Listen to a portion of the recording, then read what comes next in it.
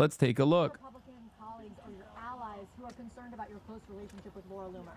Well, I don't know what they would say. Laura's been a supporter of mine, just like a lot of people are supporters, and she's been a supporter of mine. She speaks very positively of the campaign. I'm not sure why you asked that question, but Laura is a supporter. I don't control Laura. Laura has to say what she wants. She's a... Damn, the way he's talking about Laura fondly. Laura, I don't control her. She's a fiery woman. I can't control her even if I wanted to, believe me, folks. She's so fiery. She's so fiery, Laura. She's a real fierce woman, kind of like Evita. Evita, my love. Laura. She's a free spirit. Well, I don't know. She's a free spirit. She's a free spirit. She's fiery. She's a passionate woman. I mean, look, I can't tell Laura what to do. Laura's a supporter. I have a lot of supporters, but so I don't know what exactly you're referring to. That's okay. Yeah, please. I just don't know. Laura's a supporter. I don't know. She is a strong person. She's got strong opinions, and I don't know what she said, but that's not up to me. She's a supporter. Please. Traveling with you. This goes against your narrative of being ace. No, dude, he's still ace, okay? He's still ace. I'll stand by that. But also, briefly, for the sake of, having a funny moment, I don't know what he sees in Laura Loomer. Not to come across like Marjorie Taylor Greene, who's like very obviously jealous because Trump has like a slot for at least one ugly woman that doesn't fit the standard of the women that he surrounds himself with. And like, it's clear to me that Marjorie wanted to be that like freakish demon looking woman by his side. And Trump completely sidestepped her and went to Laura instead. I don't know what he sees in her. I don't know. But they're fighting, and it's really funny that they're fighting. On your plane. Okay, a lot of people do. It's a very big plane. Come on, Laura isn't ugly, dude. Bro, Laura Loomer is not ugly because there's a different category, okay? That's it. Like, that's the only reason, because, like, saying that she's ugly would not fit the term. She is in the Marjorie Taylor Greene category, okay? Which is, like, a different thing. It's just like it's not like, it doesn't read as human. You're like, oh, I've seen this before. This is a hard to look at type of situation. And I think this is just something that you see normally in like, I don't know, like horror movies or something. Like she's scary. Scary would be the term to describe her physical appearance. She made remarks about your opponent. She also espoused conspiracy theories. Chatters, you don't need to be that quick, okay? There's 1, 2, 3, 4 chatters that had immediate links ready to go in the chat. Ain't nobody wants to see Laura Loomer that much, man. Come on now. I'm personally trying to avoid seeing Laura Loomer while talking about her. And you're like, no, let me prove that she's ugly. Like, we know, man. Why do you got that bookmark? It's about 9/11. Do you disavow those remarks? Well, to see what the remarks are. You're telling me for the first time we're here discussing the destruction. That's so media is so stop talking about Laura Loomer's 9/11 remarks. She's done so much worse, okay? I don't know why they're like, oh, she said it was an inside job. Like, 1, a ton of Americans also believe it, and 2, it's the exact type of sentiment that is like vague enough that you can actually show conclusive evidence, okay? Like, there's enough like lack of cooperation amongst intelligence agencies, and the fact that like the hijackers were trained on US soil, the fact that Osama bin Laden was personally also trained by the American State Department at the time when he was a counter-revolutionary fighter against the USSR. Like, please, okay, stop being a truther. I'm not saying like George W. Bush did 9/11 personally, okay? And that's not what I'm saying at all. But the idea that like, what do you call it? Like that is one of her worst statements when it's like there are defensible aspects of that sentiment that you can point to real historical evidence is silly, okay? I'm not like a jet fuel doesn't melt steel beams kind of guy, okay? That's not what I'm saying at all. Do you understand? I think it's personally to hyper focus on that when there's like a million other things that are way worse that she has done in the past week. Okay, it's like pointing. It's literally like on Adolf Hitler by bringing up that he was ass cheeks at painting. Okay, like I feel like that's not the worst thing he did. Okay, I don't know. Don't call me crazy. I feel like his art is bad objectively, but like that's probably not the worst thing that he did. You know, I feel like there's a list out there of significantly worse things that he did. You know, yeah, it's like saying O.J. Simpson was a bad tipper. Of San Francisco and California by a person that's 9/11 truthism bad at painting. Yeah. When we're talking about Laura Loomer, the Adolf Hitler comparison is not, is not a ridiculous comparison to make. Obviously, in terms of like Hitler's magnitude of evil, yes, but it's in the same direction. We are talking about a person who has called herself a white nationalist. What the? Oh my God. Isn't she Jewish though? Yes, it doesn't matter. So is Stephen Miller, and he's a Nazi too.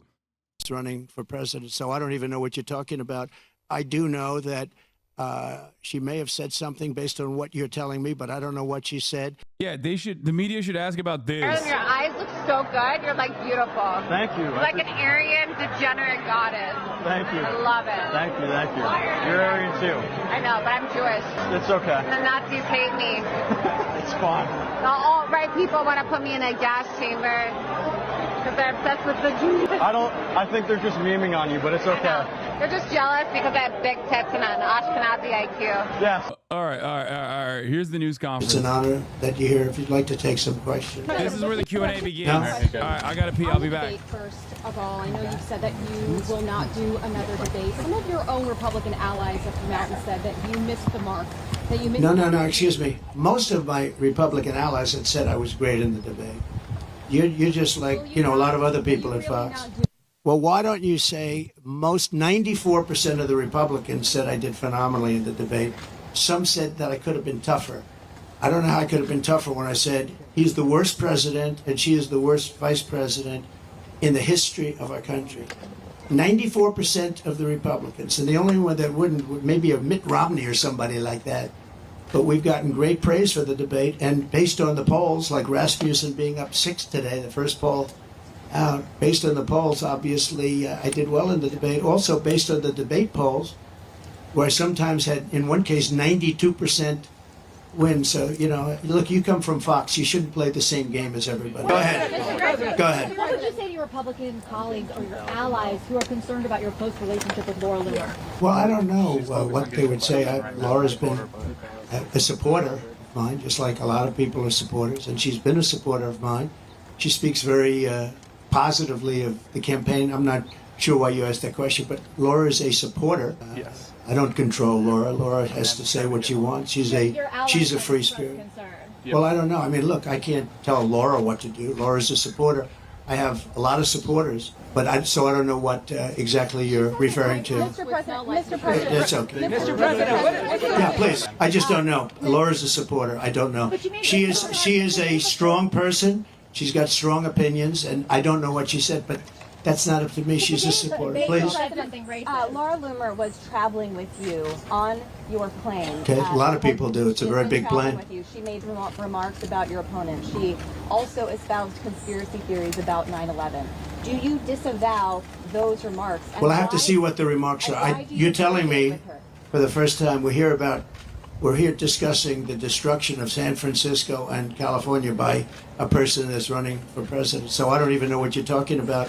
I do know that she may have said something based on what you're telling me, but I don't know what she said. But I'll go take a look and I'll put out a statement later on, but I really don't know. Mr. President, Springfield, Ohio is experiencing a She's never brought it up in bed, so I've never heard of it. If she brought it up in bed, I'd know about it, but she doesn't. Her pillow talk is the best. Her pillow talk does not feature 9/11, which of course was tragic, but the silver lining was that the Trump Tower became the highest tower on Wall Street. He did say that. He said that. He called in like while 9/11 was happening to a radio show to flex that his tower was the highest. God, what a man, dude. What a man. 9/11 happens, you call into television, you call into your favorite TV show to be like, now my tower is the highest. Oh yeah, remember this? Here. We are having some technical difficulties, which is totally understandable when you try. Amazing phone call I made. 40 Wall Street. Did you have any damage, or did you know what's happened down there? Well, it was an amazing phone call I made. 40 Wall Street actually was the second tallest building in downtown Manhattan, and it was actually, before the World Trade Center, was the tallest. And then when they built the World Trade Center, it became known as the second tallest, and now it's the tallest. And I just spoke to my people, and they said it's the most unbelievable sight. Dog, this is, when I say this is during 9/11, I mean like literally this is happening while 9/11 was going on. Okay? I had a fantastic phone call. It's the tallest tower now. Wonderful stuff. Is this before or after he saw Muslims in New Jersey? Oh, yeah. Migrant crisis. Will you Yes. do an event there to show the media what's actually happening, maybe a town hall? We'll do that. Where are you from? Real America's Voice. That's good. Very good. Amanda Head. They're doing a very good job. Yeah. Mr. President, what changed? No, I will. Maybe Springfield, maybe Aurora, maybe both. We'll go there. I can say this. We will do large deportations from Springfield, Ohio. Large deportations. We're going to get these people out. We're bringing them back to Venezuela. You know, he told Biden he's not accepting anybody. He's going to deport the Haitian migrants to Venezuela. Nice, man. Good stuff. Here, if you needed further evidence that he don't give a fuck about what he's talking about. Also, they're legal. The Venezuelans in Aurora are legal. They have TPS. So do the Haitians in Springfield. They have TPS. Back. They moved all their criminals. Not all of them, but the rest are moving in now. They emptied their jails in Venezuela, emptied their criminals, emptied the nests. They call them nests of bad people. They're all now in the United States, and they're now taking over cities. It's like an invasion from within. And we're going to have the largest deportation in the history of our country. And we're going to start with Springfield and Aurora. The mayor of Springfield, Ohio, the police chief, the Republican governor of Ohio have all debunked this story about people eating pets. And now there are bomb threats at schools and kids being evacuated. Why do you still spread this false story? The real threat is what's happening at our border. Because you have thousands of people being by illegal migrants coming in and also dying. You have women dying as they come up. They're coming up in large groups. We call it a caravan. I think I came up with that name, but it's really what it is. 10,000, 15,000, 20,000 people. And you have large numbers of women. He said he came up with the name Caravan. Awesome. Being in those caravans coming up to this country. And then when they get here, they can go into the country and they end up being sex slaves and everything else. Those are your real problems, not the problem that you're... On American News, a quick question. So you just said that you'll carry out the largest mass deportation of illegal immigrants. How are you going to have, for example, Governor Gavin Newsom or officials in sanctuary cities comply with that? Well, you know, if you...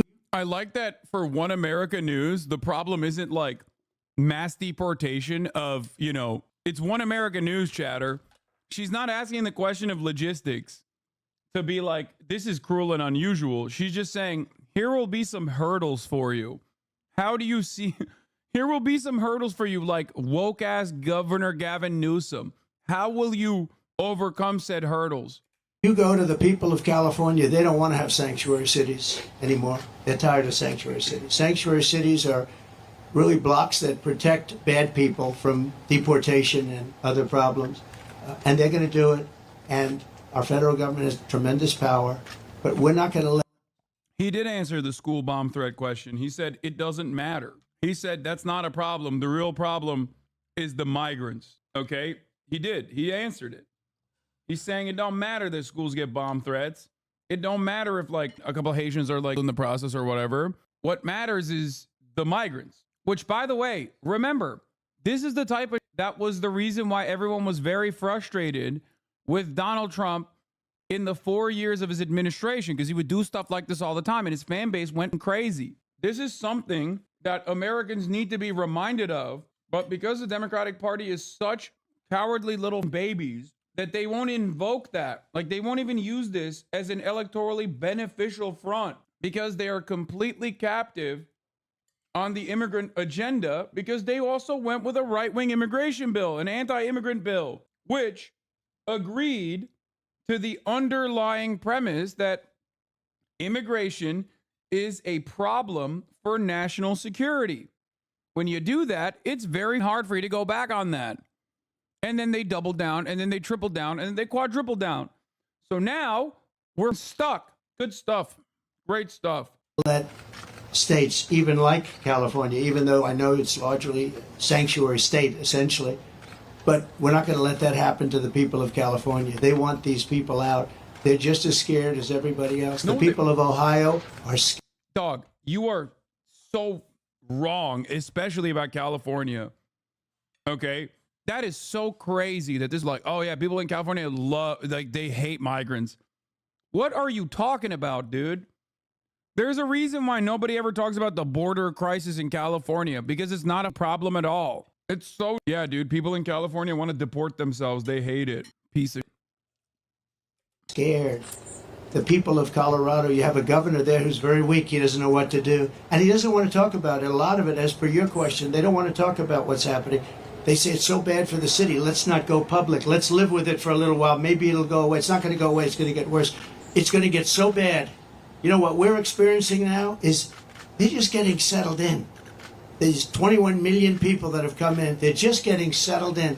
It's going to get much worse. It's going to get worse at a level like nobody's ever seen before. Go ahead. A follow-up question regarding the economy. They're seeing more and more companies are shipping their jobs overseas, but even for white-collar jobs, that's right. they're having problems with that. We've been seeing mass layoffs. How would you prevent these white-collar jobs from being... By lowering taxes and regulations. And what they're doing is they're seeing that every time it looks like Kamala's doing well, companies want to leave. Stock markets go down. The stock market, there's a great gentleman, Scott Bessent, who is one of the top Wall Street people. He said the market's only up because they all think that Trump is going to get elected. We had a great stock market. Even with COVID, we ended up handing over a market that was higher than previous to COVID or the China virus coming in. No, we are going to make sure that the taxes are going to stay where they are and or come down, ideally come down, both for the middle class and for corporations, because corporations put the people to work. We had the best numbers in the history of our country, by far, not even close. And there are companies leaving because they cannot stand what's happening right now to our country. And one of the reasons I'm doing this today is to let them know you're not going to have to leave because we're going to take care of the problem. They have a tremendous crime problem. Like if you're in Los Angeles, look at the crime numbers. And then you have the FBI lying about the numbers, saying the numbers went down. But anybody with common sense knows the numbers are through the roof. I didn't know they were as high as they are. But think of it. How good is a person from a government agency that would release the numbers when they saw that I was unfairly targeted by ABC, and you could say by the FBI with false numbers? So I have great respect. I have to find out who that person is or who that group is, but I have great respect. Go ahead, one more. North Korea, Kim Jong-un, he just toured a uranium facility. The U.S. is saying that Iran is sending ballistic missiles to Russia. How, if reelected, how would you address the situation with our adversaries? I'll be able to make phone calls and solve most of the problems. I may actually have to meet a couple of times. But, Victor heard me say. Great stuff, man. Oh, thank you for the Viktor Orban mention again. Crime is down as fake. Why? Because I made it up. I just decided, look around. The vibes are... I will never forgive the Democratic Party for completely being captive to the whims of this madman and allowing the conversation on immigration to reach this boiling point. Just completely dropping the ball in the most, in such an evil fashion. Just letting the entire conversation be dominated by this piece of, especially when it directly gives them an electoral advantage. And beyond that, this is not even an issue that is like Israel, okay? This is not an issue like Israel. This is literally just there isn't big donors that are actively pumping the Democratic Party to be shut the fuck up about migrants. They all rely on migrants. That is just pure incompetence. There is not even a material reason for them to actually not counter on this message. Okay. The actual reason for why the Democratic Party is not countering on this message is because they're tied to this right-wing immigration bill now, deliberately. And I said this months ago, right before October 7, when Joe Biden unveiled his immigration proposal. The only reason why they are refusing to communicate, the only reason why they are refusing to communicate on the anti-immigrant sentiment coming from the Republican Party being objectively insane, more insane than it was before, somehow, is because they are locked in. They're locked in on the anti-immigrant slant themselves because they saw polls that said like 60% of Americans want, the 60% of Americans want mass deportation, and they got terrified. At least with Israel, there's like a significant powerful force that they can point to be like, we're fearful that they're going to launch massive opposition against us. I think it's ridiculous regardless. Those fears are unwarranted. When it comes down to it, like fixing the housing market, they could point to all the homeowners that'll be pissed off that their housing prices are going down. I still think it's ridiculous, and they should do the right thing on that front as well. But this issue, as it pertains to the right-wing sentiment that Donald Trump is expressing about migrants, is completely unacceptable. It's gotten worse than 2016 and worse than 2020, and they're not even saying anything about it because they're trapped. They lock themselves into this weird-ass position, and anyone with more than 3 brain cells could have seen this being a major problem. When you go right, they're going to go more right. You can't win that argument, mass. You cannot outflank the Republican Party on, and even if you could, the question is, should you? I mean, you did. I know. I've been saying this for months. I mean, I've been saying this for years, technically. Say this, but it wasn't long ago. He said the only way you're going to solve the world problem is Trump has to be president again. And I don't say it. I didn't say it. I sort of would be embarrassed to say it. But he said everybody was afraid of Trump. He said China was afraid, Russia was afraid, North Korea was afraid, everybody was afraid. We had no wars. We defeated ISIS in 4 weeks, and they said it was going to take 5 years, right? The generals in Washington. I went there and met a great general and some great people. And I said, go to it. And he took them out in 4 weeks, 100% of the ISIS caliphate. I flew there. I flew to Iraq, to the field, and they took them out in a very short period of time, short order. We have a great military, but, you know, a great military needs a leader. If you don't have leaders, then you end up with Afghanistan, the worst withdrawal from a country in the history. Look, I've gotten to know great people. I went to Arlington at their request, and I stood, and I was with them for hours. And I stood with them. They did a ceremony, and then they asked me if I'd go down to the graves of their children. They called them their children, that they always will be their children. And there were tears all over, as they should be. And they said, sir, could you take pictures with me by the grave of my son? What the? A family of 4 in Rochester, New York was just by an illegal immigrant who came from Puerto Rico? Does he think Puerto Rico is not an American territory? Like, what's going on? Anyway, we'll look back at the new thing that they... Listen, anytime an undocumented migrant or someone who is suspected of being an undocumented migrant, as in brown, does anything, you're going to hear about it from this day onward, okay? And if there's nothing going on that front, then they'll just make up like they did with they're eating cats and dogs. Have you ever met a single conservative that knows Puerto Ricans have U.S. citizenship? Democrats don't even know that half the time. In one case, a daughter. And I said I'd love to. And I took pictures with them for a while, and then I left, and that was it. And I got home, and I got a call from the people in the campaign. Sir, the Biden people are saying that you did this for publicity. If people knew how hard it was to get there, because I was coming... I'm going to be real, Chief. I learned that when you just said it. Wait, what? God damn, dude. Yeah, we know their priorities are not exactly there. When a registered Republican tried to assassinate him, and they just shut the fuck up about that immediately. But, if a person who even may or may not be undocumented does something, God forbid, that very same thing that like American citizens do 10,000 times over, then you'll hear about it for weeks. We have no way of examining, most people have no way of examining this from the lens of like individuals, okay? They don't look at it and go, okay, this is like a criminal. Like, it happens. And I hope that justice is served in a swift manner. No, they go, all right, this is how they all are. And because they're all illegal, okay, then you find out they're not illegal, okay, because they have TPS, temporary protected status, so they have paperwork so they can work on U.S. soil. Then they go, okay, but we don't want them legally either because their IQs are low or some other. That's what the problem is, okay? It is this supremacist attitude that they have. It's for those of you wondering, my CNN docu-series Misinfo Nation comes out on Sunday.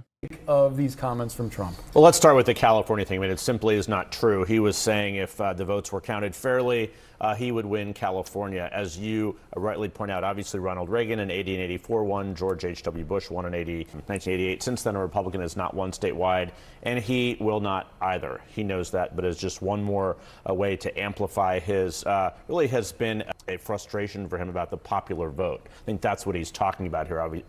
Obviously, California, the largest state, and it contributes to his losing the popular vote. But beyond that, I think the more important thing is if he goes to Springfield, Ohio, that confirms what we were talking about earlier. He's trying to keep immigration alive, front and center in this campaign conversation. He believes that that is something that can sort of gain ground.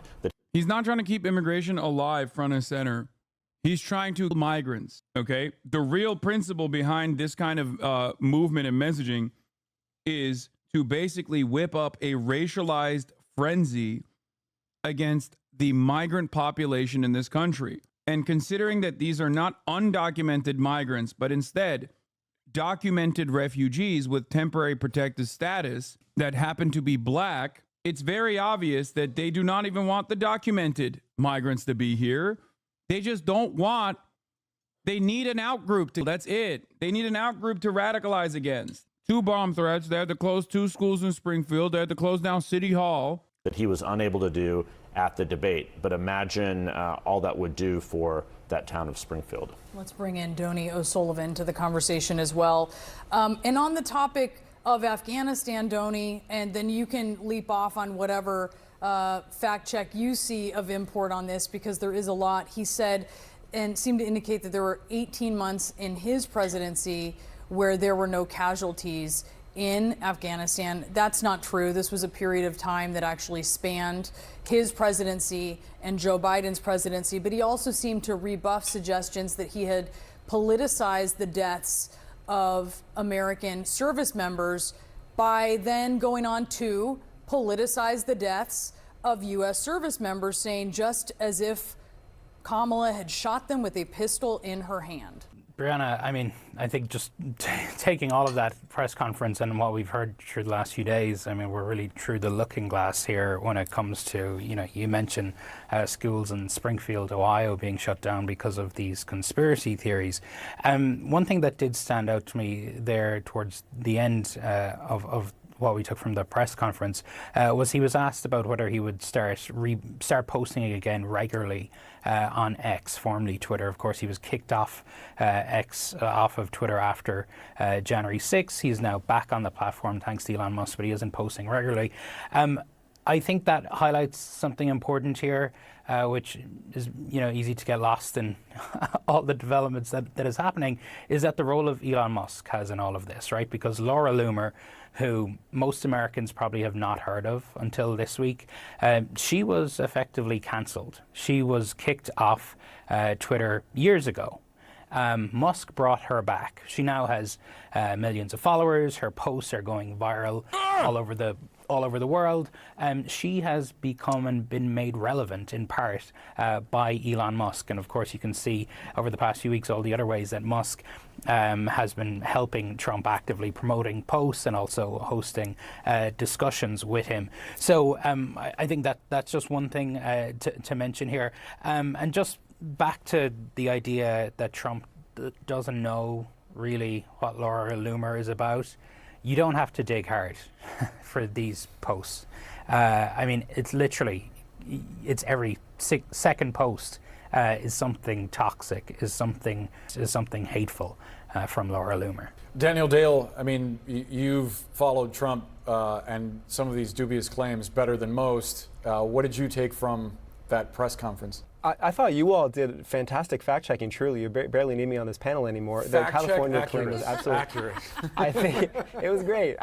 But the California claim is bonkers. Like, it's one thing to say I would have won Pennsylvania if the count was honest. The count is, of course, honest in swing states too. But he lost California by 5 million votes, about 30 points. So even under the wildest imaginary conception of voter fraud, election fraud in this country, that's still bananas. He said again, as he usually has, that ISIS was defeated in 4 weeks during his presidency. In fact, the ISIS caliphate, or so-called caliphate, was declared liberated about 2 years into his presidency. He spoke of supposedly thousands of people being by migrants under Biden-Harris. There have been some homicides in which undocumented people are accused. I don't have a precise number, but it is nowhere near thousands. I do. How do you not have a precise number on that, Daniel? Your whole thing is fact-checking. The number is 26. In the fiscal year 2024, the number is 26. It's kind of wild that when I brought this up to a American politician, Ro Khanna, he was shocked by the number. And if you remember my conversation with Ro Khanna, I was like, why are the Democrats not just constantly talking about this? Overall homicides and manslaughter in this country is like around 20,000, okay? Undocumented migrants contribute 29, like 29, that's it. He said accused, not convicted. What are you talking about, dude? You could just accuse, okay, I accuse ever committed on migrants. I guess then that's fine. Like, what are you talking about? Where did the 29 number come from? It's not 29, it's 25, I think. It's the Customs and Border Patrol. .gov. Import the third world, become the third world. We have to prioritize our own people, not who's actually like, dude. Wait till this white supremacist gets his talking points out before banning him. Come on. Import the third world, become the third world. We have to prioritize our own people and those who actually have a place in the U.S., not people who don't have jobs, who don't have anywhere to go, who have no or anything else to offer the country, who don't have a dollar to their name and no business in the U.S. in the first place. That's really interesting copium because Springfield, Ohio, that we're talking about specifically, literally had a ton of jobs readily available that they could not fill because it was a town that the industry had left behind. Okay?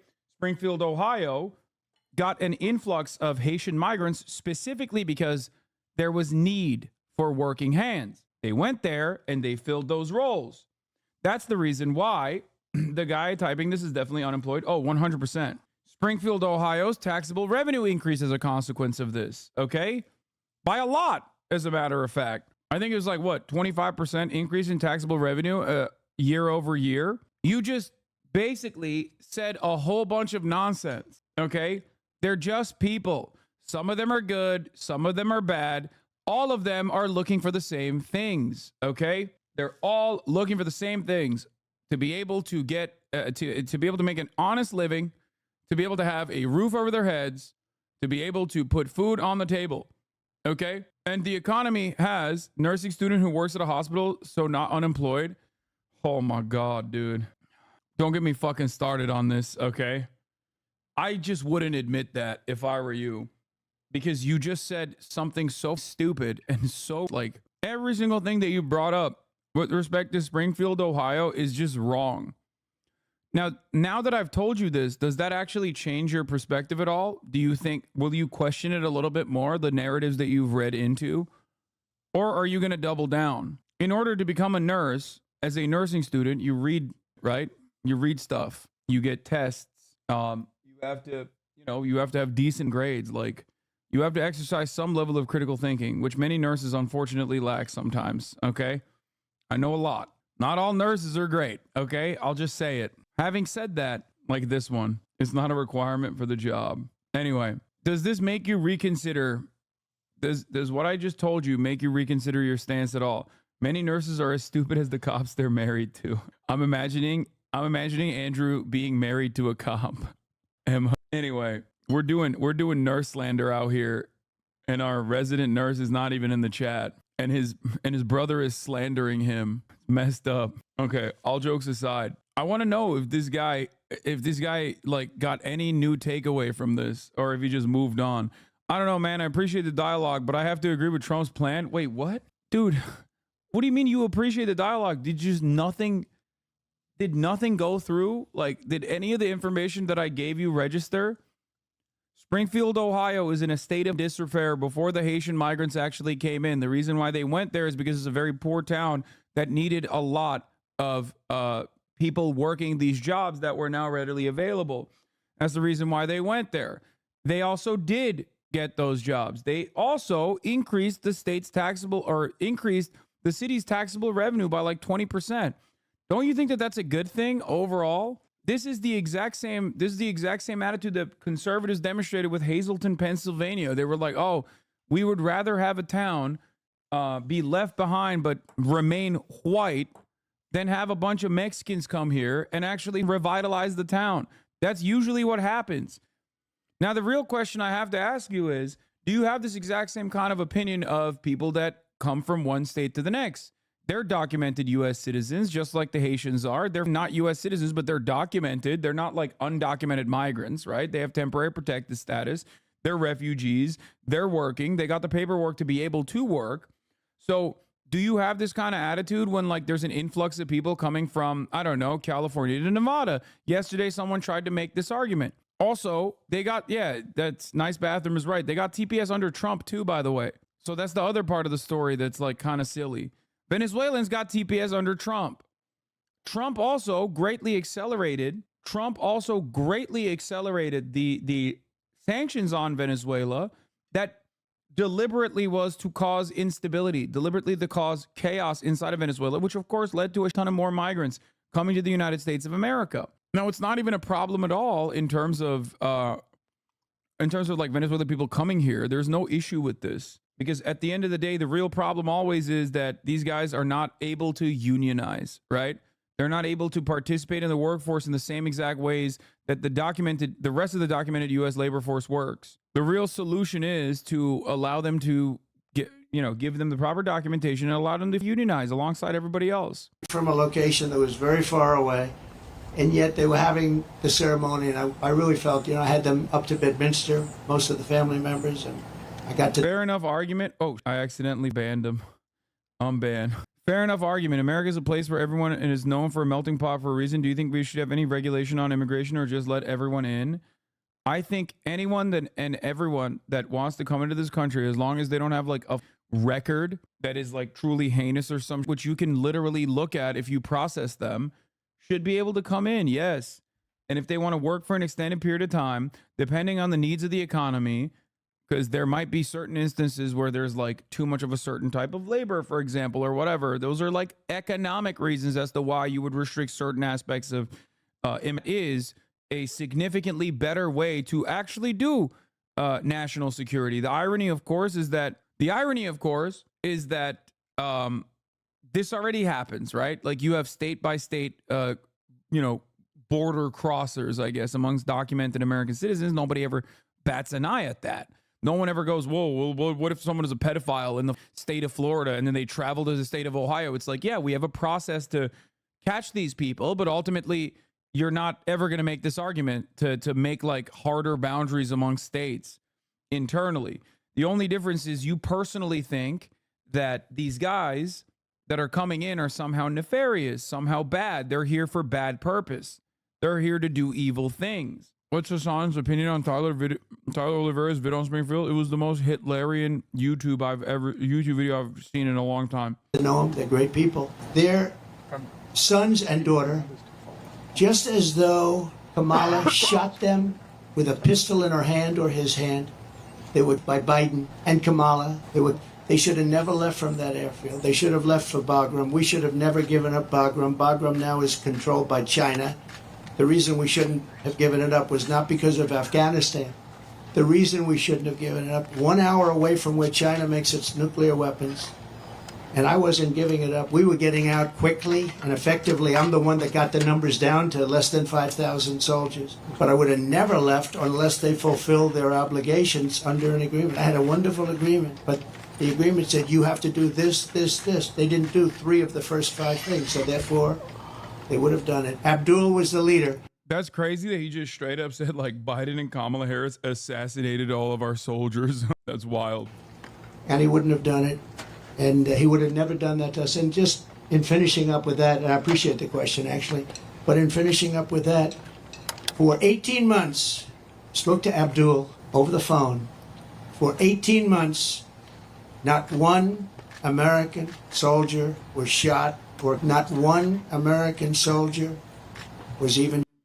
It's weird because you were president for much longer than 18 months. So why do you say in 18 months not a single American soldier was shot? Because you were president before those 18 months, and it seems like a lot more American soldiers were in that process, which you also openly admitted during the debate is why you negotiated with Abdul. I live near Hazleton, Pennsylvania. People are still so insane, even though the migrant population brought back the mall there from the brink of closing and opened several more businesses and have increased the quality of life there by a ton. Used to be when I was younger, but you can go hang out there for a day now. It's awesome. Yeah. Hazleton, Pennsylvania is a perfect demonstration of like how immigrants basically are the backbone of this country and how immigrants end up literally revitalizing places that are in a state of dire disrepair. And also the reaction to Hazleton, Pennsylvania from the former residents of Hazleton, Pennsylvania, some of the former residents of Hazleton, Pennsylvania, is also a perfect demonstration of the fact that like a lot of these people would rather die than live next to fucking brown people.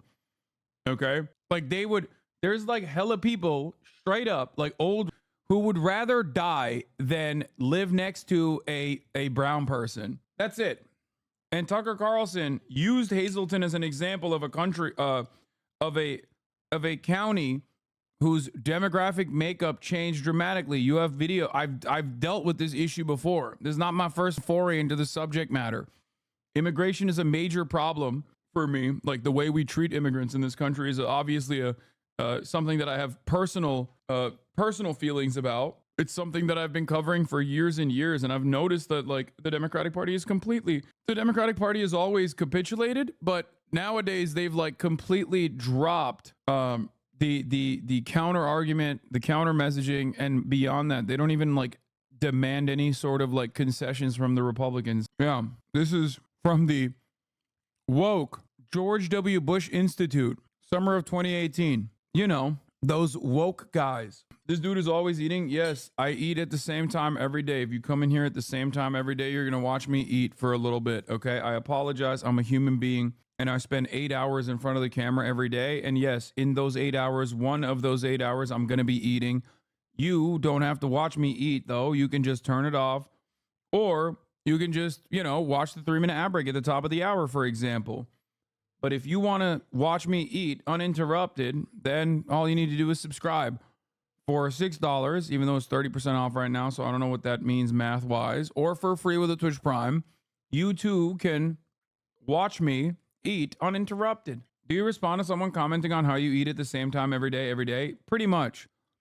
That's why a lot of times I feel like, you know, days just kind of melt into one another. You know, it's just like, I have no concept of time anymore. I do feel sometimes like a robot that is just repeating the same things over and over and over again. Oftentimes the same points over and over and over again. It's very interesting. Anyway, it's not just Tucker Carlson's video. There is a video that I've done on Tucker Carlson. Let's find that one here in terms of like immigration. Hi, Tucker Carlson's white pilling your dads every night. On the left, you may have noticed everything is about race. Everything, even things that have nothing to do with race. There's one thing Tucker Carlson hates. It's continuing to wear bow ties. That and talking about race. Unless it's about preserving the white race. Everybody gets a safe space except white men. They are hated and despised. Attacking white men for being white men. Attack white men for their privilege in a whole bunch of ways. I was handed a box of saltine crackers, and in a group chat during the event, a student photoshopped my face onto a cracker.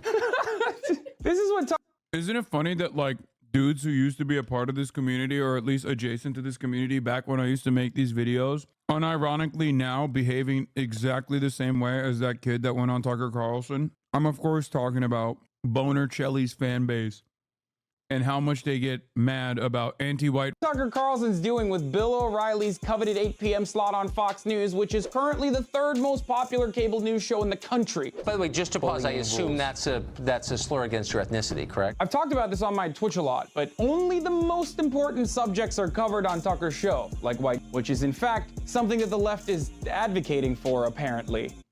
But he did not notably advocate for a Georgetown professor called Christine Fair did do that. Imagine being a producer on Tucker's show, constantly scouring the internet looking for blue checkmark Twitter users saying things while they're emotionally distraught in order to make wild claims like that the left is advocating for white. Of course, this isn't how white is actually happening. According to the folks Tucker is mirroring, white is happening because immigration is changing the nation's demographics, and it's being justified by an evil liberal plot called diversity. Diversity is our strength, they screech, as if that settles the conversation by itself, like a magic talisman. Diversity. We hear about it nonstop. It's the mainstream motto. Tucker's relentless attacks against diversity, multiculturalism, and immigrants as a whole are literally identical to white supremacists, white nationalists, and neo-Nazis. They're also reductive and oftentimes completely baseless comparisons. How precisely is diversity our strength? Since you've made this our new national motto, please be specific as you explain it. Well, for one, diverse executive boards generate better returns, among countless other studies that show the many benefits of diversity, but I'm sure the biases of racially anxious agitators are more important than empirical evidence. Can you think, for example, of other institutions, such as, I don't know, marriage or military units, in which the less people have in common, the more cohesive they are? Well, Tucker, you have the most in common with your family members. Are you suggesting keeping marriage within your family? Why do you want to have sex with your cousins, Tucker? Also, as far as non-diverse militaries go, maybe you should open a history book and take that up with General Robert E. Lee. Go on, Tuck. What else? Latin American countries are changing election outcomes here by forcing demographic change on this country at a rate that American voters consistently say they don't want. This assertion is preposterous because, I mean, it's completely untrue. Just look at polling data. 75% of Americans say that immigration is a good thing. So who are the Americans you're referring to here? These guys? It sounds to me like we got a problem with people who got here legally altering the landscape politically. I don't like it. You. Stop it. But I guess we should just run the country on the white fragility of crying neo-Nazis as opposed to the overwhelming majority of Americans' wishes. But play us out, Tucker. Give us a cherry-picked example that could easily be countered with facts. Hazleton's population was 2% Hispanic. Just 16 years later, Hazleton is majority Hispanic. That's a lot of change. People who grew up in Hazleton return to find out they can't communicate with the people who now live there, and that's bewildering for people. Hazleton's a perfect example of immigrants saving a small coal mining town from absolute economic annihilation by opening up small businesses, and even the large immigrant-run corporations who have brought jobs over to the small town. This is, of course, despite the efforts made by the white population to fight off the immigrant scourge with unconstitutional regulations. And even the Nat Geo article that you're using here to advance your narrative mentions the reality that immigration has drastically improved Hazleton. But you won't hear that part because Tucker's not in the business of making America better. He's just trying to do white identity politics. And I'm sorry to tell you this, Tucker, but facts don't care about your feelings. I'm Hasan Piker. If you're mad that one of the biggest cases... Oh, damn, dog. This is right. Oh, my God. Extremely unimaginably rare HasanAbi W, bro. Just kidding. I've been saying this for years. Suck my dick, everybody. Investing in the ambitions and aspirations and the incredible work ethic of the American people, and creating opportunity for people, for example, that was start fucking a small 6 business. years ago, by the way, that video. So my opportunity economy plan includes giving startups a $50,000 tax deduction to start their small business. It used to be $5,000. Nobody can start a small business with $5,000. Opportunity economy means, look, we don't have enough housing in America. We have a housing supply shortage.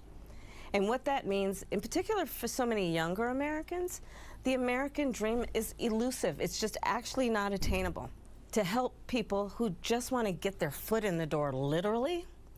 And so giving first-time home buyers a $25,000 down payment. Anytime she says opportunity America, I'm Brian me, dude. Approach is to expand the child tax credit to $6,000 for young families for the first year of their child's life.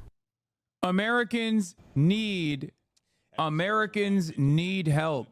They need $6 to avoid the top of the hour ad break, which I forgot to run after I said I was going to serve it. Here's the 3-minute ad break now.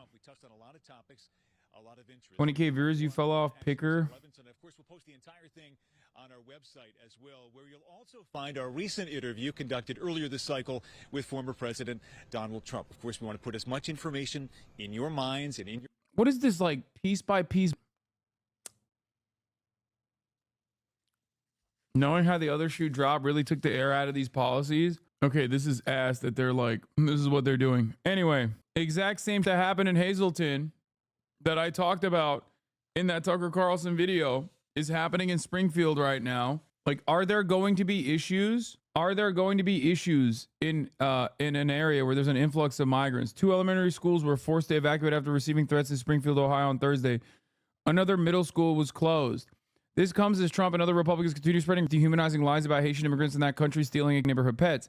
Haitian families who have been instrumental in ushering an economic revitalization of the city are speaking about leaving the town entirely, fearing continued threats and harassment. Jake Johnston, author of the book Aid State, A Critical Examination of U.S. Aid Industry's Impact on Haiti's Sovereignty Development, was interviewed by Majority Report. In the clips below, he provides crucial context. Yeah, I don't want to talk about like how Haiti was destabilized by the United States of America, specifically the Clintons. I know every single person, whenever we talk about Haiti, loves bringing that up. Right now, think of it like a sinking ship, okay? America is a sinking ship, and there are holes in this ship. I'm trying to plug as many holes as possible. You want me to steer the ship into a different area?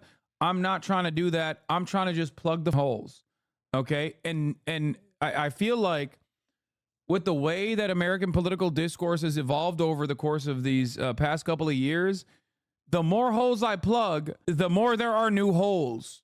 Thousands. He said again that Venezuela is emptying jails, prisons to somehow deliberately let criminals come to the U.S. as migrants. Even his own campaign, let alone experts, have been able to substantiate that. There are currently 28 vacant homes for every one person experiencing homelessness in the United States. That's a NIMBY talking point. Holy dude, this NIMBY YIMBY shit is so.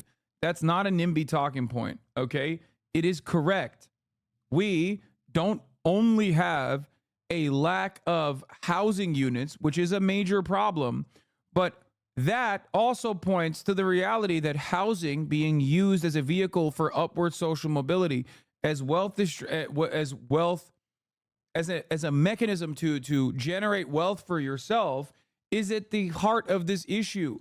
This is one part of that process. This is one fact that shows that treating housing as an investment, of course, is going to inevitably lead to the housing market behaving in the most predictable way possible. And yes, that's why I always get mad at the Yimbys and the Nimbys when they like duke it out in the chat, because there's truth to both sides of that argument, okay? Because ultimately the problem is capitalism. Ultimately, the problem is the profit motive associated with the way that people analyze housing. That is the real problem. Housing needs to be decommoditized. I am in favor of building denser housing around transit. You're absolutely correct on this front.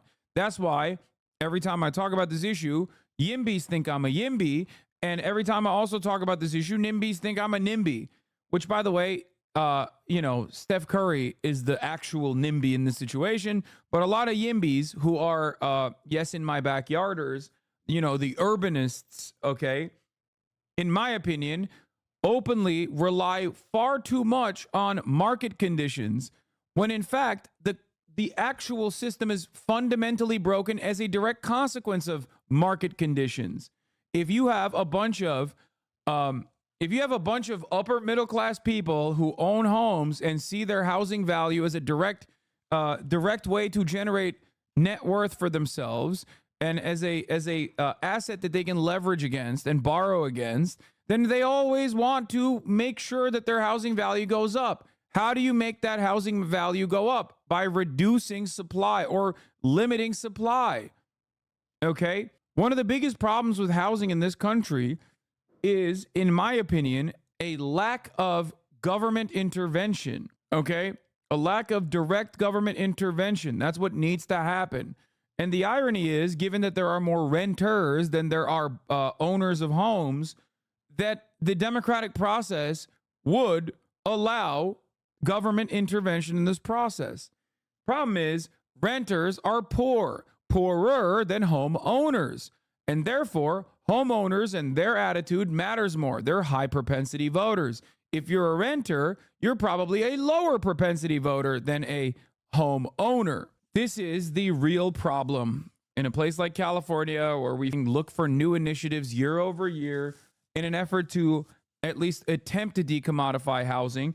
or in an attempt to like fix at least certain aspects of the housing crisis, we get nothing done because people vote for it democratically year over year. And then Governor Gavin Newsom, gruesome Gavin Newsom, destroys those initiatives. The only initiative you ever get is actually some neoliberal urbanist like, oh, we can build ADUs. Here, we'll give you a tax credit so that you can build an ADU. Build public housing. Build public housing. Okay? I don't give a yes in my backyard. Build public housing in my backyard, please. Okay? Please. It's not about building more units. It's also about building affordable units. Okay? It's not about building more units. It's also about ensuring that it is not cost effective any longer for people to sit on real estate without using it. Anyway. The experts say it's just not true. And Brianna, you fact-checked the claim about debate polls. He said, he has more than... It's boring. Let's get to Laura Loomer before we get to the full interview on ABC6. This is why the rich are freaking out about the unrealized gains thing that Kamala wants to do. In my suburb, little neighborhood, 1/4 of all the houses are empty, owned by giant corps. Yeah, it's funny though, because none of the rich people in your neighborhood would actually be harmed in any meaningful way, harmed by taxing unrealized gains at the levels that they want to tax. It's just idiotic. Everybody personally thinks that they're 100 millionaires when they're not. That's why the guy you know whose only tangible asset, okay, is his own personal property in the form of a busted-ass 1999 Honda Civic that was a hand-me-down from his older brother. But that guy thinks he's a rugged capitalist, okay? That guy's in the chat right now, probably chirping on his 11th sock account, being like, you're an idiot, Hasan. You claim to be a communist. Meanwhile, you have a nice-ass house, okay? And you also have a nice-ass car. I hate you, you piece of... You're actually a real capitalist. It's like, okay, so what? Yes, I'm a capitalist. What changed? What changed? Let's say I'm a capitalist. Did my argument change at all? It didn't. You're just an idiot. It has nothing to do with what I'm saying. You just don't want to listen to what I'm saying. That's why I always say this. I'm like, yeah, call me a capitalist. I don't give a... Yeah, sure. I love capitalism. You got me. Okay, now let's discuss the issue at hand. But nobody ever wants to do that. It's very stupid. Like, do you think it's beneficial for me to present myself as a socialist in a nation where, this is the country where the Red Scare propaganda was most effective? Like, what the fuck are you talking about? If anything, it's a weight that constantly is on my goddamn shoulders that like makes everyone less charitable to me. I don't give a... Practice what you preach. How much you want to bet you have no idea what I'm practicing and what I'm preaching? I can't practice what you preach, idiot. I'm practicing what I'm preaching.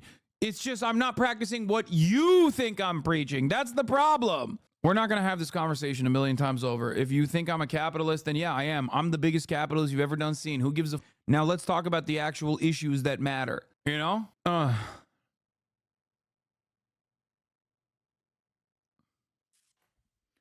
Unironically reinforcing the idea that rich people shouldn't want socialism is so detrimental to fuck.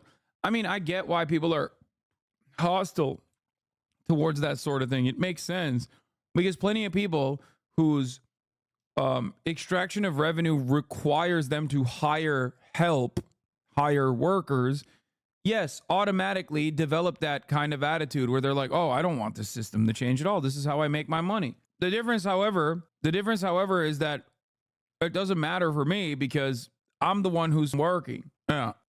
As the one who's working, I have to deal with these little micromanager heads all the time. All right, let's continue. Who is Laura Loomer, the right-wing activist in Trump's inner circle? I'm stroking my right now. Yeah, you got oil on your...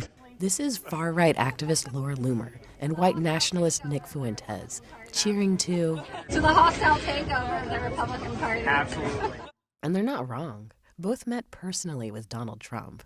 I first met Loomer in 2017 at an event for manosphere influencer Mike Cernovich. At the time, Loomer was an activist who'd celebrated the deaths of Muslim migrants. But she was being harassed by white nationalist trolls because she's a Jewish woman. Since then, she's taken a strange trajectory, with years somewhat in obscurity because she'd been banned from so many social media sites, like Twitter. When Elon Musk took over Twitter, she came back. She does stunts like ambush interviews. Frank, why aren't you supporting President Trump? I'm a successful investigative journalist. Loomer recently told CNN she's not anti-Muslim. Now, some might dispute that she's entered the mainstream, But she's reached the former president's elite inner circle, flying to the presidential debate on Trump's plane and to New York as he observed the anniversary of 9/11. A notable appearance. Somewhat Maoist here. Everyone should have a house, even streamers, even though their audiences think it's a crime. That's awesome. God, I love streaming, dude. This is why, okay? I love this community. I love that I'm fortunate enough to be able to build a community like this. It's fantastic, okay? Since Loomer has pushed the false conspiracy theory that 9/11 was an inside job. She's been seen with Trump a lot. We're here at Bedminster. I'm with the greatest president ever. After rumors circulated among right-wing Twitter users, including Loomer, that Haitian... Genuine question, is giving her this much airtime good or bad? No, it's over. She's already in his inner circle. Hiding the truth about her insanity is worse, okay? Up until the very moment... Look, guys, I have a policy of not highlighting Nazis on this broadcast, even if they're doing a lot of funny things that, you know, people love to clown on them for, until it gets to a certain point where they reach a prominent mainstream platform, and at which point they have to be dealt with, okay? Laura Loomer is the perfect example of this, where, like, until she reaches Trump's inner circle, she's irrelevant. Who gives a... Don't talk about it ever. Do not give her any, do not give her even a moment of coverage. But the moment that she reaches Donald Trump's inner circle, then it's a problem. Okay? Then you have to cover what the f is going on there. Is she a Zionist or a Nazi? First of all, Zionists are Nazis. What are we talking about? That's number one. And number two, she is both a Zionist and a Nazi at the same time. She's reaching far more than the inner circle. Connor, you are one of my favorite, consistent, funniest members of the community. Yeah. What's interesting is not that she is both a Zionist and a Nazi, because, you know, that's a distinction without a difference in many instances. What's interesting is that she is a Nazi and she's Jewish at the same time. How can Zionists be Nazis? Zionism is the exact same thing as Nazism. It's just that the in-group that is supposed to be holding on to the power and racial superiority or ethnic superiority or religious superiority is different than the Nazis, and the out-group that you're supposed to be dominating is different. That's it. It's both fascist, okay? Zionism is a fascist ideology. It is an ultra-nationalist ideology built around ethnic and religious boundaries, okay? That's it. Who is considered to be Übermensch and who is considered to be Untermensch in this regard is different, but the fundamentals are the same because it is fascist. Like, you purposely ignored Booger Nick until he was in the inner circles of Kanye's campaign and had dinner with Trump. Exactly. I never talked about Nicholas Fuentes. I never brought him chicken and waffles or had my ex-wife now make him a sandwich when he was at my house and we were hanging out, because why the f would I do that?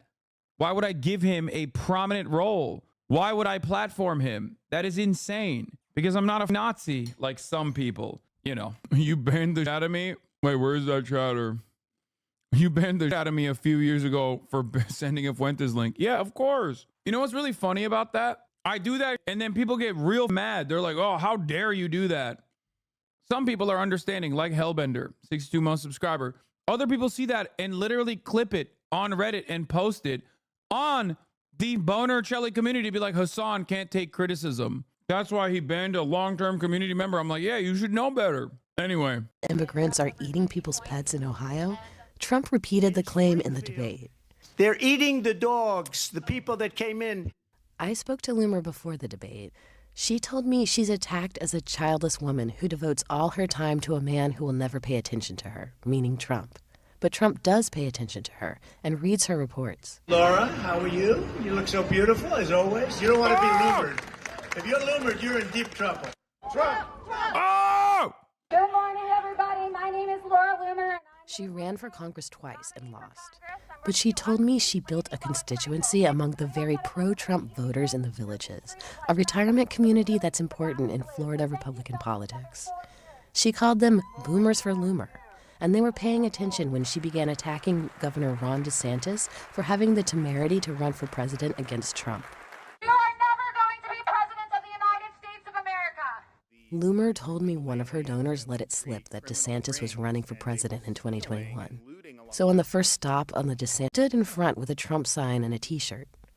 Despite her new closeness to the former president, some pro-Trump Republicans are very against her. Her rhetoric and her tone is Okay, now it makes sense. Trump has become increasingly more paranoid over the years, and as a direct consequence of that, he has made his circle even tighter. This is the exact same reason why he chose J.D. Vance, who is a bloodless, soulless, monstrous brown noser. And this is now, I assume, the reason why he has Laura Loomer in his corner, because that is a ride or die. does not match the base, does not match MAGA, does not match most Republicans I know, and I am completely denouncing it. I'm over it. There is a growing feud that is playing out in public today, and it's really exposing tensions between Donald Trump's allies. Far-right activist Laura Loomer was seen with Trump yesterday at events commemorating 9/11, despite the fact that she previously spread conspiracy theories about those very terrorist attacks. Yeah, she posted on social media saying that it was an inside job. She was also seen getting off his plane. You see the video here. This is in Philadelphia, just ahead of the debate. Some of Loomer's comments, though, have proven to be too extreme for some in MAGA world. CNN's Manu Raju's following this story. Manu, Representative Marjorie Taylor Greene is not holding back going after Loomer, and now other Republicans are joining her. What are they saying? Yeah, that's right. In fact, Marjorie Taylor Greene, someone herself who has been very outspoken, very controversial in some of her rhetoric, but she says what Laura Loomer has been saying has been going too far. And she contends it does not represent the MAGA movement, does not represent former President Donald Trump. This in the aftermath of her post about Kamala Harris's Indian heritage. That was too much for Marjorie Taylor Greene, and then afterwards Loomer went to attack her on social media. So I asked her about this feud between those two, and this is what MTG said to me just moments ago. I have concerns about her rhetoric and her hateful tone.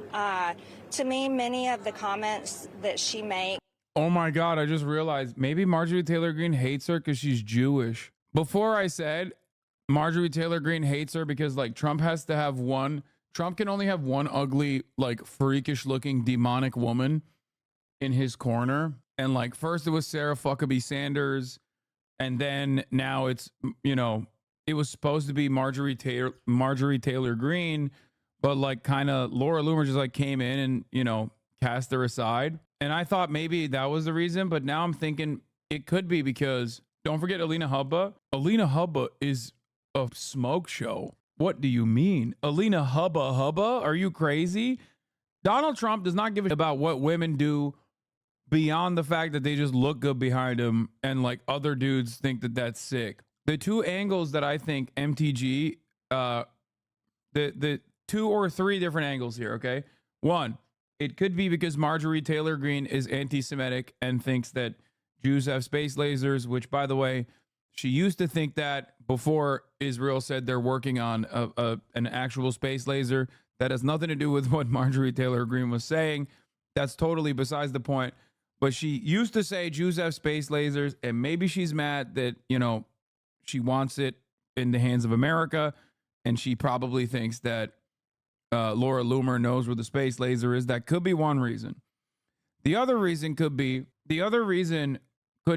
that Marjorie Taylor Greene is upset because she was supposed to be slotted into the hideous, the hideous demonic monster category that Trump has to have around him at all times. Or last but not least, Marjorie Taylor Greene, and I'm sorry to say this, I know people are going to get mad. Marjorie Taylor Greene is a sexual dynamo. This is a factually accurate assessment of the situation, okay? She is. You might not like it, but this is what peak sexual performance looks like. We know this because she literally cheated on her husband at the time with her like weird tantric sex gym owner, CrossFit gym owner, who Laura Loomer says looked like Zangief. Marjorie Taylor Greene since then has allegedly slept with Kevin McCarthy and also the guy at like One America News or whatever, or Newsmax. That's the boyfriend. That's the open boyfriend that she has now. Most controversial take is not even controversial. It's just the truth. I think a lot of you look at a woman that looks like a Titan from Attack on Titan and you think like she's not capable of being a sexual dynamo. Okay? But the unfortunate reality is that she absolutely can be a sexual dynamo and is a sexual dynamo. Here it is. Hey, Marjorie Taylor Greene, remember when you destroyed your family so you could have sex with a Zangief cosplayer? Tell me again how you and the Arby's in your pants are representatives of the GOP. She said her is like Arby's. The girls are fighting. Like she's doing the roast beef slur thing about Marjorie Taylor Greene, which is wild because you're literally a woman. Why would you ever say that about another woman? They will say that about you too. You couldn't even run your own family. Don't tell me how to run my free speech. This is who Marjorie Taylor Greene.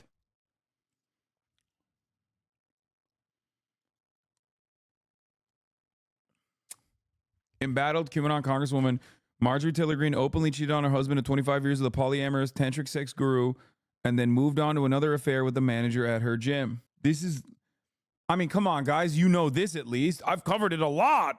I cover it all the time. I bring it up like all the time. You've definitely heard me talk about this. Is it absolutely necessary to talk about this? Yes. Yes, it is. Not only is it absolutely appropriate to talk about it, you have to talk about it, and you literally have to memorize these facts. Okay? I will be quizzing you on this later. And how she attacks Republicans like me, many other Republicans that are strong supporters of President Trump. I think they're a huge problem. And that doesn't represent MAGA as a whole. She's still traveled with the former president. Would you encourage Trump not to keep close contact with her? You know, Laura Loomer has lost 2 Republican congressional campaigns, one in a general and one in a primary. Damn. And damn. This is such an important election. I don't think that she has the experience or the right mentality to advise a very important presidential election. But I do know this, that her rhetoric. Dude, what is this? Welcome back, Nikki Haley. Dude, ever since she started Kevin McCarthy, okay, ever since she started Kevin McCarthy, she's been like so. Like, obviously, she still does the QAnon, but every now and then, dude, like, she just has, like, a moment of clarity, and you're like, you're Marjorie Taylor Greene. Like, what do you mean? This is not the Republican Party. Like, you literally are the Jewish space lasers lady. Like, you were at an event for January 6 prisoners, like, last week, advocating for their release. Like, you called them political hostages. And, like, I don't understand. Like, there's nothing funnier than being like, wow, it's like AOC coming out and being like, the Democratic Party has gotten too woke, folks. You know, we got to stop. We got to cut it with this progressive nonsense. Like, you are the movement. You are the momentum you are the person. You're like Laura Loomer who got elected. That's it. Like, there's not really anything different between you and her, honestly. And her tone does not match the base, does not like she's saying what Laura Loomer is saying does not match the tone of the base. Like, it kind of does. That's why you do it all the time. It's just that, like, she's a little gross with it. Like, she goes above and beyond. She absolutely passed she actually ends up passing the boundaries of permissibility, which you do all the time too. You want to hit so bad with a shovel? Like, what the f do you mean you want to hit so bad?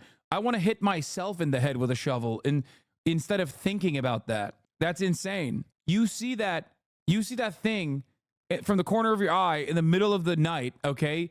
You are not going, ooh, I'm horny. That's not what's happening. You're not like, ooh, wonderful. That's like, oh my God, this is my sleep paralysis demon. When did you go from politics to gossiping about who sleeps with who? Politics is about sometimes gossip surrounding who's sleeping with who, especially because currently we're talking about Laura Loomer, a real will they, won't they situation between her and Donald Trump. Match MAGA does not match most Republicans I know, and I am completely denouncing it. I'm over it, and I would encourage anyone else that matches her statements to stop. But Trump himself was indeed traveling with Laura Loomer in the way to Tuesday's debate. And he's someone that she has been within his, someone has causing clearly concerns, not just among Marjorie Taylor Greene, but also other people who are aligned with Donald Trump, worried about his alliance with someone who espouses such extreme rhetoric, pushes conspiracy theories and the like. This is what Senator Lindsey Graham just moments ago told our colleague Ted Barrett here on Capitol Hill. Yeah, that's so funny. Someone in the chat said, what the f is that chatter talking about? A politician literally sleeping with someone led to the second ever presidential impeachment. It's like, no, that chatter was there being like, sweetie, I don't like that you're talking about tea between Monica Lewinsky and Bill Clinton, okay? Ugh, this is just gossip. He said, I think what she said about Kamala Harris and the White House is abhorrent, but he said it's deeper than that. He said she says some things about Republicans too. And he went on to say about Trump, he would serve himself well to make sure that she doesn't become a bigger story. So a clear concerns among some of Trump's closest allies that he's getting too close to her and that he needs to show some distance. Guys. Interesting. Are we legit reporting on whether Trump has sex with Laura Loomer during his campaign tour? I mean, honestly, if you ask me in all sincerity, I don't think so. Okay. But having said that, it is very funny to endlessly speculate. Like, if I'm being fully real, like, no, I don't think Trump, Laura Loomer, get out of here. But do I think it's a phenomenal story to cover? Yes. Manu, and that Marjorie Taylor Greene is drawing a line at what acceptable rhetoric is, and it appears to be Jewish space lasers, but not this. Damn. Okay, CNN. Damn. On the Hill, thank you so much. Joining us now is Jessalyn Cook. She's the author of The Quiet Damage, QAnon and the Destruction of the American Family. Jessalyn, Laura Loomer, as we just mentioned, seen getting off of Trump's plane. She had this tweet out, a source telling CNN. Yeah, also you're coming into the broadcast of a dude who spent like 3.5 hours describing how the Duluth Dyson Larry Sinclair sucked off Barack Obama in a limousine after Barack Obama gave him cocaine and then pulled out his own crack to do before getting his sucked sideways by the Duluth Dyson Larry Sinclair. Okay? Larold. She has the former president's number. She has used it. What is the effect of Trump spending time with and elevating someone like this? It's a really puzzling strategy. Obviously, when Marjorie Taylor Greene is the voice of reason, that's cause for alarm. A lot of Republicans are stunned by this. And what she's doing, what Laura Loomer is doing with giving the Barack tour. We're done here. We're done. We're Trump's done. help is just normalizing and spreading these really detrimental conspiracy theories. Even the conspiracy theory we heard on the debate stage on Tuesday night from Donald Trump that I bet your chatter brings up Kamala's presumed sexual history as a political point all the time. Yeah. Oh, 100%. They're like, she her way to the top, dude. Yeah, she the guy issuing the bar. Haitian immigrants in Springfield, Ohio are abducting and eating people's pets. Reporting suggests that he is picking up this kind of rhetoric from Laura Loomer, who was posting these conspiracy theories before he took the stage. And I'm wondering, since you brought up what he said on the debate stage about Haitian immigrants in Ohio eating pets, how do conspiracy theories like that, of that ilk, originate? Marjorie Taylor Greene screaming from the rooftops about Laura Loomer being in Trump's orbit is giving Alex Jones telling Kanye West not to openly say he admires Adolf Hitler. Like, it has that same desperation, and it's the exact same type of situation. It's like, dude, what are you doing? You're giving the game away. You're being like far too open about your actual allegiances and associating yourself and others with like a truly toxic individual. Like, we agree with the ideas, we just can't say certain things. Why are you saying those things? It's the exact same situation. Don't say the quiet part out loud. You're giving the game away. And which ones are seemingly amplified more than others on social media and interviews and obviously on the debate stage? It seems like the media talking about this is needlessly elevating this. No, it's a incredibly valid avenue of attack against Donald Trump. I'm just more so upset about the way that the media is covering it by like not really talking about how insane Laura Loomer is, like barely scratching the surface, okay, which has a ton. I mean, Laura Loomer is a target-rich environment. Like, in this circumstance, you have to talk about like how insane she is, and then immediately turn it into, and here's why he's saying, you know, Haitians are eating pets. Now, of course, they are kind of doing that. I like this guy. He's one of the best that CNN has, in my opinion. He kind of did do that. She's actually kind of popping off a little bit too. So I don't really have an issue with this kind of coverage overall. I do hate it whenever they talk about, what? If your 78-year-old grandpa called his new girlfriend a free spirit, you'd change all his passwords? That's a good take. A lot of the time, it starts out with fringe figures online, increasingly more popular mainstream far-right. The jean jacket is, I think, Acme Studios. Influencers like Laura Loomer, repeating these wild falsehoods that kind of trickle their way up through the system, coming eventually out of the potential future president of the United States' mouth. And there's real offline harm to these online conspiracy theories. Just today, we saw there's... Yeah, God forbid you'd have a... God forbid we have a president who says like unhinged, unsubstantiated things like that he's seen dead children who are beheaded by Palestinian resistance fighters who then light them on fire with kerosene. God forbid. That would be, well, yeah, no, that would be actually really damaging to discourse, wouldn't it? Now, of course, if you're in mainstream media, you will substantiate those unsubstantiated claims because it goes along with the broader narrative that like Israel must bring about hellfire destruction on the Palestinian population in an effort to continue their... That is the most moral army. That's the most moral military. That's the most moral country on the planet, you know? There's a bomb threat in Springfield, Ohio. Reportedly, the caller was frustrated over Haitian immigration, and it led to schools closing. It led to city buildings closing. And even after that happened, Laura Loomer then went back on X and suggested that Haitian immigrants are not only eating pets, but eating people, just pushing wildly baseless, false, harmful claims. And so, Jesselyn, I wonder if is there a way... When left unchecked, by the way, this kind of narrative will only increase, as we have seen Donald Trump go from